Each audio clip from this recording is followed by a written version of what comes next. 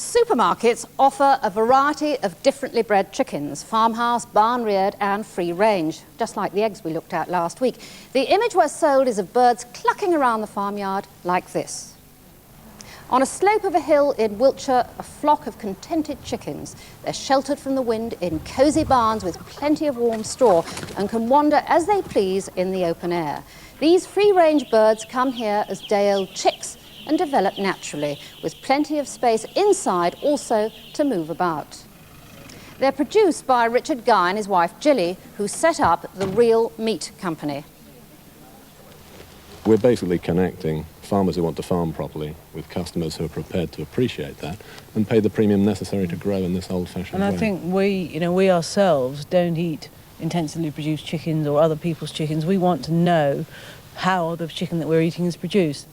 Richard Guy also wanted to know who supplied the major supermarkets with their free-range chickens, but doubted they would tell him. So he wrote to the leading chains, posing as 14-year-old Susan Brown, who asked to visit one of their farms with her mother.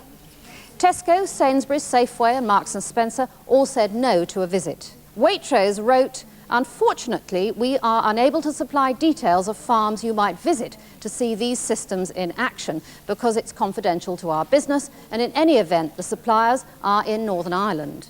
Richard Guy asked us to see if we could do any better, so we contacted the big chains. Safeway, Sainsbury and Marks & Spencer all said no, they wouldn't give us the name of their chicken suppliers. Tesco said it couldn't give out any names and addresses, but we could accompany them on a visit to their farm. Waitrose did give us the name of their supplier, Moy Park in Northern Ireland, who run 180 farms. These are two of Moy Park's free-range chicken sheds. 3,000 birds live inside each of them. They do have access to a field outside.